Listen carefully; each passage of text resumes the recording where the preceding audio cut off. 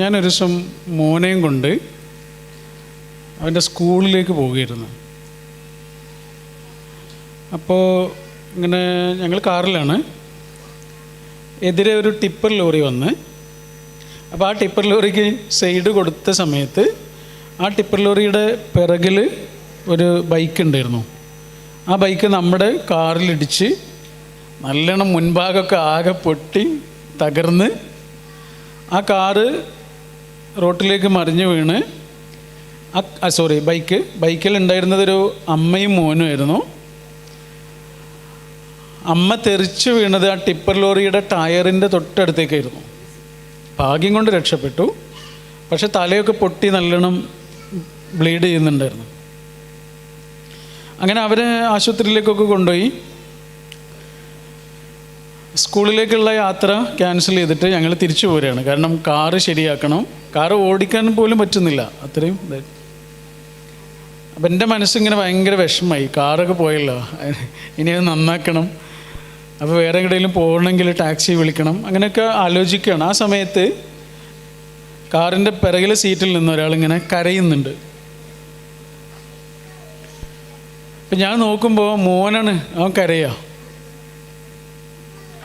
അവൻ്റെ ചുണ്ട് പൊട്ടിയിട്ടുണ്ട്, നെറ്റിയിൽ ഇവിടെ ഒരു മുറിയൊക്കെ ഉണ്ട്. അപ്പോൾ ഞാൻ വിചാരിച്ചു നല്ലോണം വേദനിക്കുന്നുണ്ടാവും, അതുകൊണ്ടാണ് കരയുന്നത്. ഞാൻ അവനോട് ചോദിച്ചു, ആശുപത്രിയിൽ പോകണോ? വേണ്ടെന്ന് പറഞ്ഞു. മരുന്ന് എന്തെങ്കിലും തേക്കണോ? വീട്ടിൽ പോയിട്ട് തേക്കാം. പിന്നെ ഇവൻ കരയുമ്പോൾ ഞാൻ അവനോട് ചോദിച്ചു, ഡോക്ടറെ കാണിക്കണമെങ്കിൽ കാണിക്കാം, നല്ല വേദന ഉണ്ടോ മോനെ എന്നൊക്കെ ചോദിച്ചു. ഇല്ല, അത് കുഴപ്പമില്ല, മുറി കുഴപ്പമില്ല എന്ന്. അപ്പം ഞാൻ ചോദിച്ചു, പിന്നെ എന്തിനാ നീ കരയുന്നത്? അപ്പോൾ അവൻ എന്നോട് പറഞ്ഞു, അബ്ബാ, ആ അമ്മയ്ക്ക് എന്തെങ്കിലും പറ്റുമോ? അവരുടെ തലയൊക്കെ നല്ലോണം പൊട്ടിയിട്ട് ചോര വരുന്നുണ്ട്. കാറിൻ്റെ മുൻഭാഗം പൊട്ടിയതിൻ്റെ പേരിൽ മനസ്സ് വിഷമിക്കുന്ന എന്നോട് അവൻ്റെ ആരുമല്ലാത്ത ഒരമ്മയുടെ നെറ്റി പൊട്ടിയതിൻ്റെ പേരിൽ കരഞ്ഞിരിക്കുന്ന എൻ്റെ കുഞ്ഞ് വലിയൊരു മനുഷ്യനാവുകയും ഞാൻ ചെറിയൊരു മനുഷ്യനാവുകയും ചെയ്തു. വായിച്ചൊരു പുസ്തകമുണ്ട്, love story A different kind എന്നാണ് ആ പുസ്തകത്തിൻ്റെ പേര്. തുർക്കിയിലൊരു എഴുത്തുകാരനാണ്, കുട്ടികൾക്ക് വേണ്ടി മാത്രം എഴുതുന്ന ഒരാളാണ്. ആളുടെ പേര് തന്നെ അങ്കിൾ ഇദ്രീസ് എന്നാണ്. ആളുടെ പേര് തന്നെ ആളിടുന്ന അങ്ങനെയാണ്. കുറേ പുസ്തകങ്ങളുണ്ട്, ഫുള്ള് കുട്ടികൾക്ക് വേണ്ടിയിട്ടാണ്. അതിൽ പെട്ടൊരു പുസ്തകമാണ് love story A different kind. അതിൽ കുറേ സ്റ്റോറീസാണ്, ലവ് സ്റ്റോറീസാണ്. അപ്പോൾ അതിലൊരു സ്റ്റോറി പറയുന്നത്, മറ്റേ ഇറാഖിൽ യുദ്ധം നടക്കുന്ന സമയത്ത് ഒരു ക്യാമ്പുണ്ട്, അഭയാർത്ഥി ക്യാമ്പ്. അപ്പോൾ ആ ക്യാമ്പിൽ കുറേ ആളുകളുണ്ട്, കുട്ടികളുണ്ടൊക്കെ ഉണ്ട്. അപ്പോൾ അതിലൊരു കുട്ടിക്ക് വളരെ അർജൻറ്റായിട്ട് രക്തം ആവശ്യമുണ്ട്. രക്തം കൊടുക്കാൻ വലിയ ആളുകളാരും അവിടെ ഇല്ല, അല്ലെങ്കിൽ തയ്യാറല്ല. അവസാനം രക്തം കൊടുക്കാൻ വേണ്ടി വരുന്നത് അധിക പ്രായമൊന്നും ആയിട്ടില്ലാത്തൊരു കുട്ടി തന്നെയാണ്. അവൻ രക്തം കൊടുക്കാനൊക്കെ തയ്യാറാണ്, പക്ഷേ അവൻ്റെ ഉമ്മയെ ഒന്ന് കാണണം. അപ്പോൾ എല്ലാവരും അവനോട് പറയുന്നുണ്ട്, ഉമ്മയെ കാണണോ, നമുക്ക് രക്തം പെട്ടെന്ന് കൊടുത്തൂടെ, ഉമ്മ വേറെ ഏതൊരു ക്യാമ്പിലുള്ളത്. പക്ഷേ ഇവന് നിർബന്ധമാണ്, ഉമ്മയെ കണ്ടേ പറ്റൂ. അപ്പോൾ അതിൻ്റെ കാര്യം ചോദിച്ചപ്പോഴാണ് അവൻ പറഞ്ഞത്, എന്താണെന്നറിയോ? അവൻ പറയാണ്, ഞാൻ എൻ്റെ രക്തം അവന് കൊടുത്തു കഴിഞ്ഞാൽ ഞാൻ മരിക്കൂലേ, മരിക്കുന്നതിന് മുമ്പ് എനിക്കെൻ്റെ ഉമ്മയെ ഒന്ന് കാണണം. ഇത്രയേ ഉള്ളൂ. അവൻ വിചാരിച്ച് ചോര കൊടുത്താൽ മരിക്കുന്നതാണ്. അത്ഭുതം അതല്ല, അത് അറിഞ്ഞിട്ടാണോ അങ്ങോട്ട് വരുന്നത്, മരിക്കാനാണോ വരുന്നത്? ആ കുട്ടിയല്ലേ ശരിക്കും വലിയ മനുഷ്യൻ.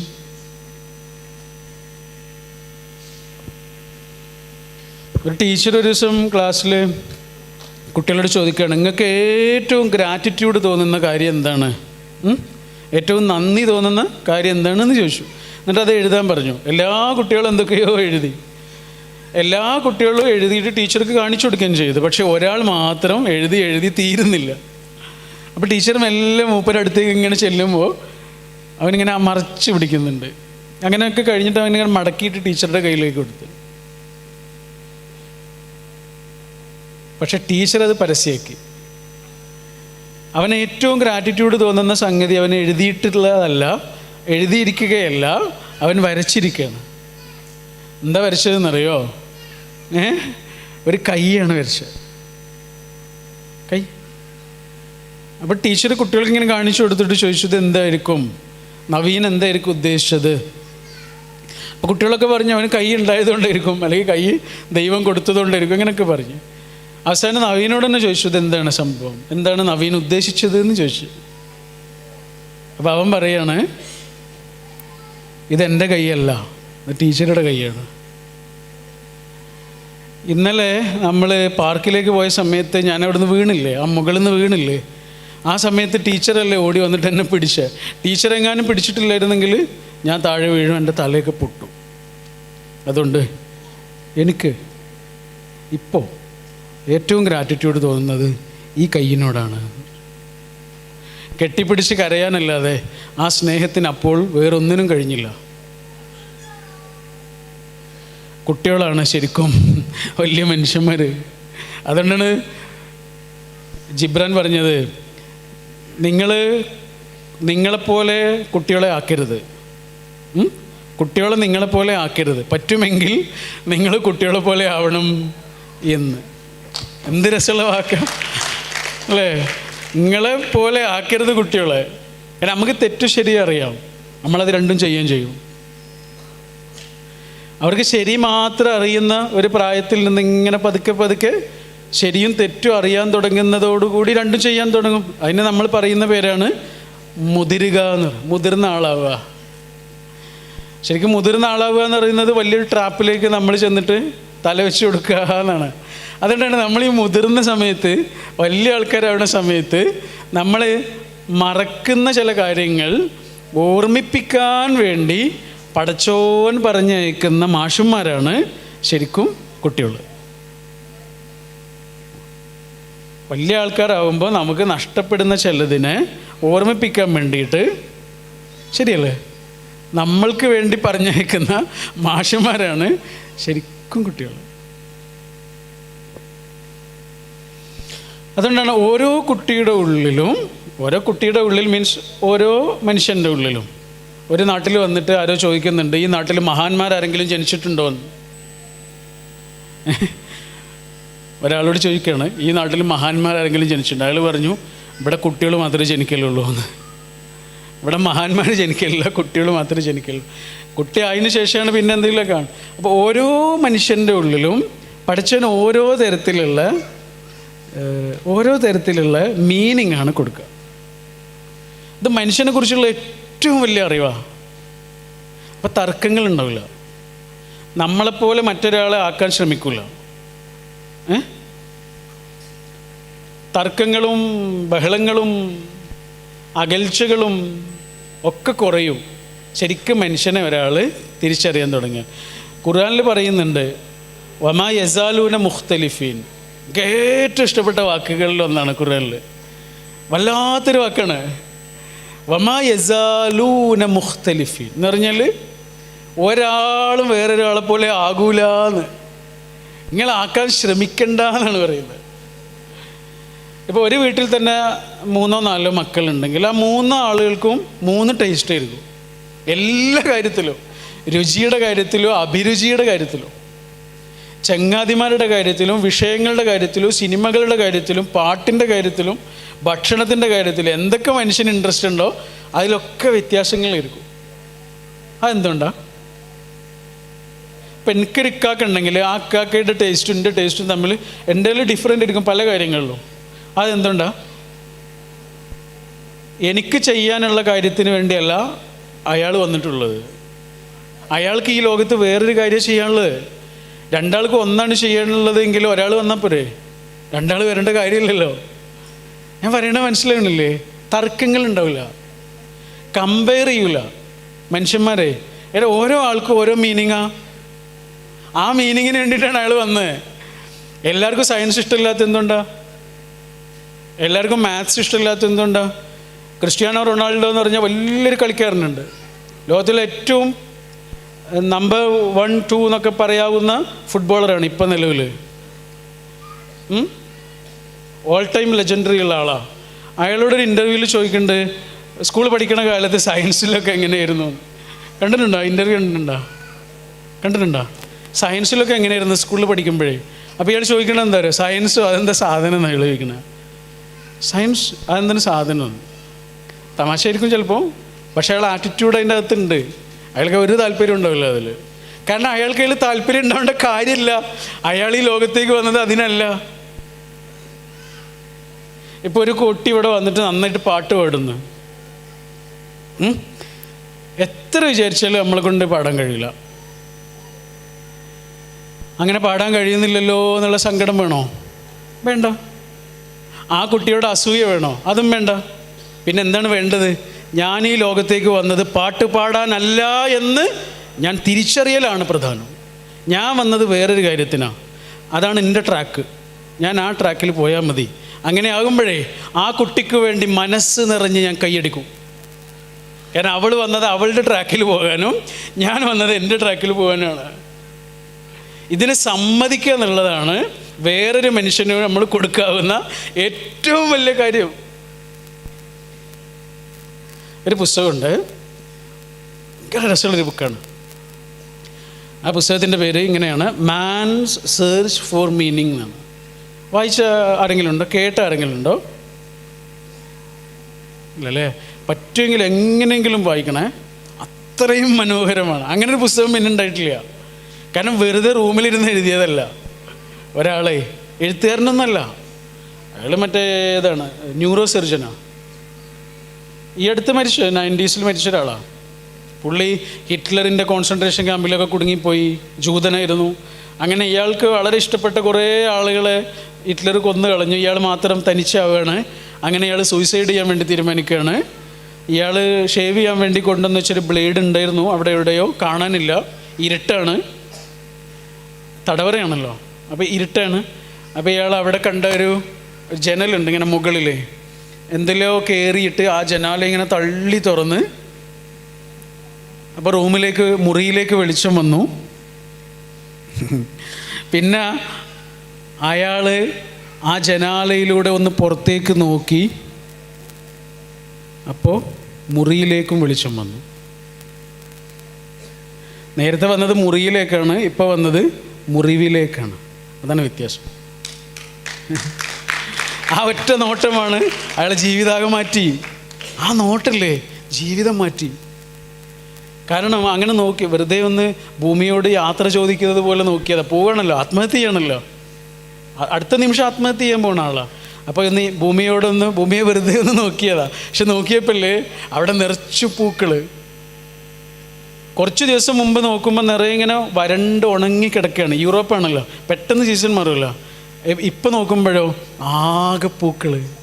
അപ്പോൾ ഞാൻ ആലോചിച്ചത് എന്താണെന്നറിയോ? എൻ്റെ ജീവിതം ഇങ്ങനെ മാറാലോ.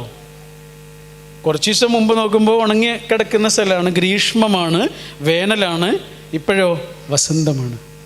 ഇങ്ങനെ എൻ്റെ ജീവിതവും മാറാലോ എന്നുള്ള ഒറ്റ ചിന്തയിൽ അയാൾ എന്താ ചെയ്തതെന്നറിയോ? താഴെ കിടക്കുന്ന ബ്ലേഡ് എടുത്തിട്ട് പുറത്തേക്ക് വലിച്ചെറിഞ്ഞു. That was the day of my resurrection. മൂപ്പര് പറഞ്ഞതാണ്, അതായിരുന്നു എൻ്റെ ഈസ്റ്റർ, എൻ്റെ ഉയർത്തെഴുന്നേൽപ്പ് ദിവസം. അതുകൊണ്ടാണ് പറഞ്ഞ് ജനാല തുറന്നപ്പോൾ മുറിയിലേക്ക് വെളിച്ചം വന്നു, പുറത്തേക്ക് നോക്കിയപ്പോഴോ മുറിവിലേക്ക് വെളിച്ചം വന്നു. ഇത് റോമിയുടെ കവിതയാണ്. നമ്മുടെ ശരീരത്തിലൊരു മുറിവുണ്ടാവുക എന്ന് പറഞ്ഞാൽ വെറൊരു മുറിവല്ല, കുറേ വെളിച്ചം കിട്ടാനുള്ള ഒരു ജനാലയാണ് അല്ലേ? സന്തോഷങ്ങളിൽ നിന്ന് നമ്മൾ വല്ലതും പഠിച്ചിട്ടുണ്ടാവുക കുറച്ചൊക്കെ. പക്ഷെ സങ്കടങ്ങളോ, ചെറിയ ചെറിയ സങ്കടങ്ങളിൽ നിന്ന് പോലും നമ്മൾ എന്തൊക്കെയാണ് പഠിച്ചത്? എത്ര മനുഷ്യന്മാരെ നമുക്ക് മനസ്സിലായത് അല്ലേ? അതാണ് റോമി പറഞ്ഞത്. സങ്കടങ്ങളെന്ന് പറഞ്ഞാലേ വെറും സങ്കടങ്ങളല്ല, വെളിച്ചം വരാനുള്ള ഒരു ജനാലയാണ്. ഇതേപോലെയാണ് അതിലൂടെ പുറത്തേക്ക് നോക്കിയപ്പോൾ മൂപ്പരുടെ ജീവിതത്തിൽ സംഭവിച്ചു. പിന്നെ മൂപ്പർ എന്താ ചെയ്യുന്നതെന്നറിയോ? പിന്നെ മൂപ്പർ ചെയ്യുന്നത് മനുഷ്യനെ കുറിച്ച് പഠിക്കുകയാണ്. ആ കോൺസെൻട്രേഷൻ ക്യാമ്പിൽ കുറേ ആൾക്കാരുണ്ട്. ആ ആൾക്കാരിലൂടെ അദ്ദേഹം മനുഷ്യനെ കുറിച്ച് പഠിക്കുകയാണ്. അങ്ങനെ പല ടൈപ്പ് ഓഫ് മനുഷ്യന്മാരെ അദ്ദേഹം കണ്ടെത്തുന്നു. എന്നിട്ട് അദ്ദേഹം അവസാനം എത്തുന്നൊരു കൺക്ലൂഷൻ ഇതാണ്: ഒരു മനുഷ്യന് സമാധാനമായിട്ട് ജീവിക്കണം എന്നുണ്ടെങ്കിൽ എന്ത് വേണം? അയാൾ എന്തിനാണോ അങ്ങോട്ട് വന്നത് അതായി മാറാൻ അയാൾക്ക് കഴിയണം. അത്രയേ ഉള്ളൂ. അത് പറയുന്ന പുസ്തകമാണ് എന്ത്? Man's search for meaning. ഞാൻ എന്തിനാണ് ഈ ലോകത്തേക്ക് വന്നത്? എനിക്കത് മനസ്സിലാവണം. ഇല്ലെങ്കിലോ പല പല സ്ഥലങ്ങളിൽ ഞാൻ എന്നെ ഇങ്ങനെ കൊണ്ടുപോയി വെക്കും. ഒന്നിലും എനിക്ക് എൻ്റെ മീനിങ് കണ്ടെത്താൻ കഴിയില്ല. അപ്പോൾ ഒരു കുട്ടി എന്താണെന്നറിയോ, ഈ ലോകത്തെ ഏറ്റവും വലിയ സ്ഥാനം എന്താണെന്നറിയോ നിങ്ങൾക്ക്? ഈ ലോകത്തിൽ ഏറ്റവും വില കൂടിയ സ്ഥലം ഏതാണെന്നറിയോ? ഏറ്റവും വില കൂടിയ സ്ഥലം എൻ്റെ അഭിപ്രായത്തിൽ 2 സ്ഥലമാണ്. ഒന്നെന്താണെന്നറിയോ? വേറെ ഒരാളുടെ പ്രാർത്ഥനയിൽ നമ്മൾക്കുള്ള സ്ഥലം. പൈസ കൊടുത്താൽ കിട്ടുമോ?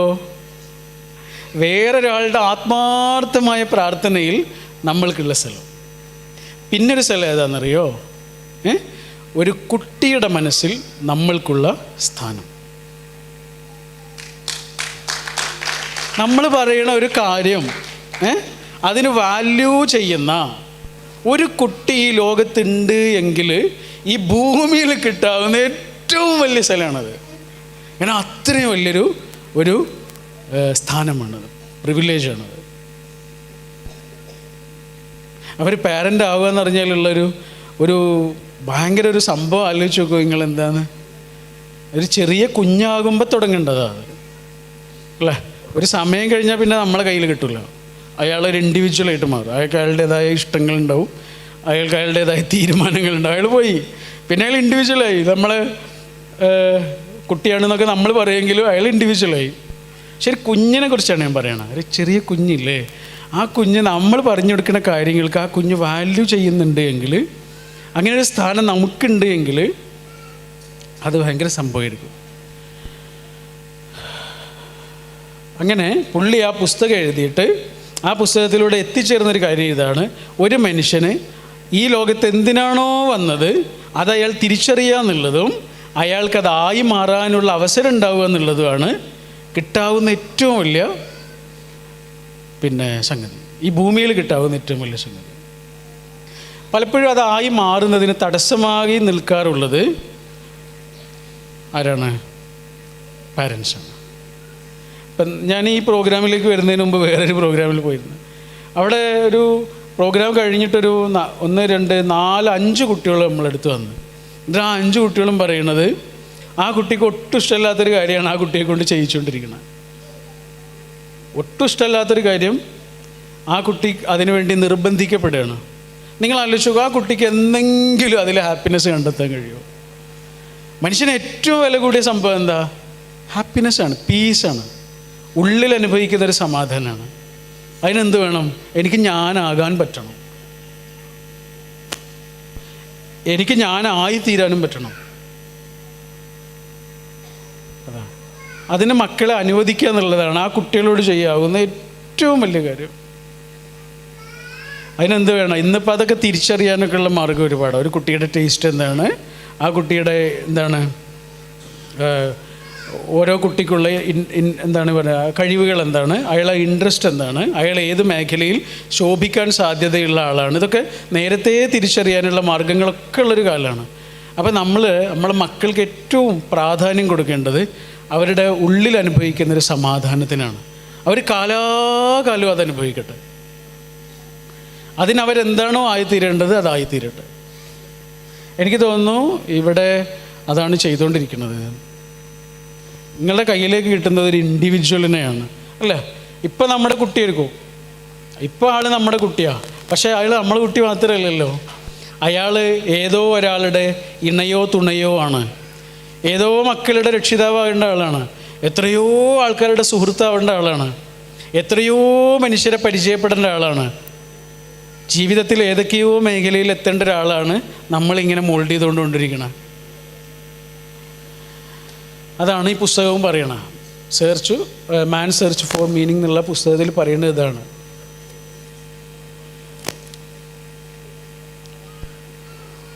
അപ്പം ഞാൻ ആ ആമുഖം പറഞ്ഞത് എന്താണെന്ന് വെച്ചാൽ, ഇനി എനിക്ക് വേണ്ടത് നിങ്ങളുടെ അടുത്ത് നിന്നുള്ള കുറച്ച് ചോദ്യങ്ങളാണ് എനിക്ക് വേണ്ടത്. അപ്പോഴാണ് നിങ്ങൾക്ക് എന്താണ് ആവശ്യം എന്ന് എനിക്ക് മനസ്സിലാവുക. എന്നിട്ട് ഞാൻ അങ്ങനെ സംസാരിക്കാമെന്ന് വിചാരിക്കും. പ്രസംഗം ഒഴിവാക്കാൻ വേണ്ടിയിട്ടാണ്. വീണുപോയോ? ഈ അറ്റത്ത് നിന്നാൽ ഇങ്ങനെ ഒരു പ്രശ്നമുണ്ട്. അറ്റത്ത് നിൽക്കുക എന്നുള്ളതിന് എന്താ പറയുകയെന്നറിയോ? അറബിയിൽ തത്തറുഫ് എന്നാണ് പറയുക. ഇതൊക്കെയല്ലേ അറബി ഭാഷയിൽ അറ്റത്ത് നിൽക്കുക എന്നുള്ളതിന് തത്തറുഫ് എന്നാണ് പറയുക. ഈ തത്തറുഫ് എന്നുള്ളതിന് വേറൊരു അർത്ഥമുണ്ട്. എന്താണെന്നറിയോ? തീവ്രവാദം. തീവ്രവാദം എന്ന് പറഞ്ഞാൽ ശരിക്കും എന്താണ്? ഒരാൾ അറ്റത്ത് പോയി നിൽക്കലാണ്. പിന്നെന്താ ഉള്ളത്? പിന്നെ ആകെ ഒരു കാര്യമുള്ളൂ, വീഴൽ മാത്രമേ ഉള്ളൂ. അതുകൊണ്ട് അറ്റത്ത് പോയി നിൽക്കണ്ട ഒരു കാര്യത്തിലും. തീവ്ര നിലപാടുകൾ എവിടെ ഉണ്ടോ അതിൻ്റെ അപ്പുറത്ത് പിന്നെ ഒന്നും ഉണ്ടാവില്ല, പിന്നെ വീഴ്ച മാത്രമേ ഉണ്ടാവുള്ളൂ.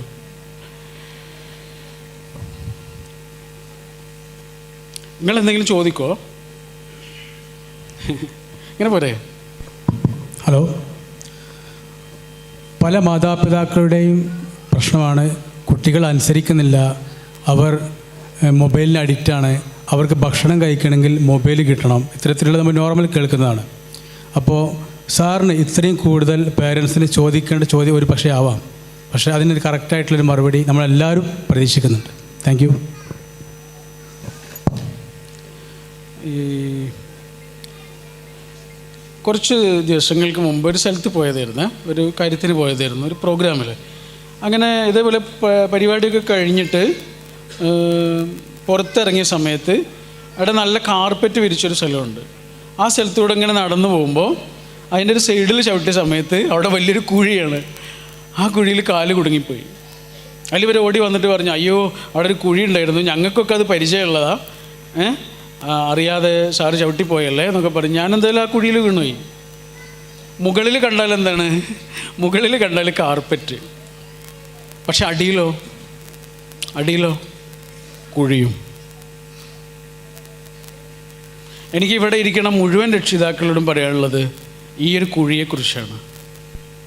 നമ്മുടെ മക്കളുടെ കയ്യിലേക്ക് അവർക്ക് സ്വന്തമായി മൊബൈൽ ഫോൺ യാതൊരു കാരണവശാലും കൊടുക്കാൻ പാടില്ല. അവരൊരു ഇൻഡിവിജ്വൽ ആകുന്നതിന് മുമ്പുള്ള കാര്യമാണ് പറയുന്നത് കേട്ടോ. ഇൻഡിവിജ്വൽ ആയതിനു ശേഷം നമ്മൾ കൊടുത്തില്ലെങ്കിലും അവർക്ക് കിട്ടിയിരിക്കും.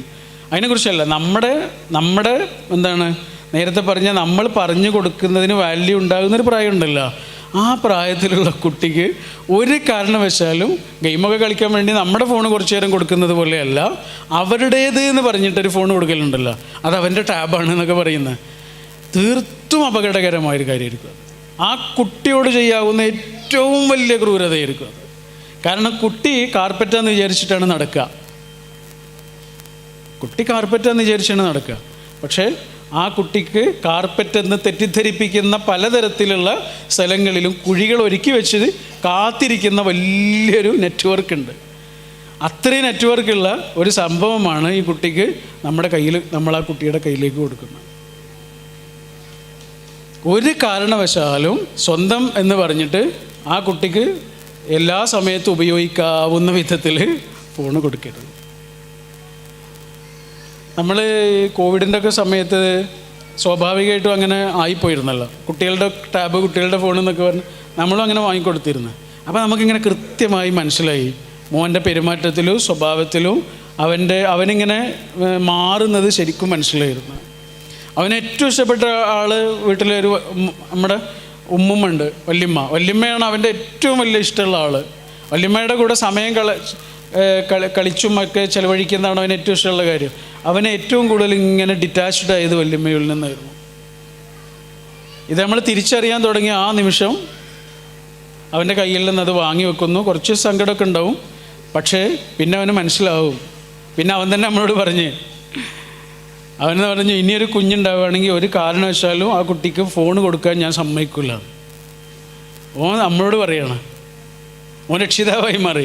കാരണം ഓന് പല വീടുകളിലും ചെല്ലുമ്പോൾ അതിൻ്റെ ഒരു അപകടം ഇങ്ങനെ കാണുന്നുണ്ട്. അവിടെ അതേ പ്രായത്തിലുള്ള കുട്ടിയൊക്കെ ഉണ്ട്, പക്ഷേ അവനെ മൈൻഡ് ചെയ്യണമെന്നില്ല. അത് ഞങ്ങൾക്ക് നേർക്ക് നേരെ അനുഭവമൊക്കെ ഉണ്ടായി. അപ്പം അവൻ പറഞ്ഞതാണ്, ഒരച്ഛനും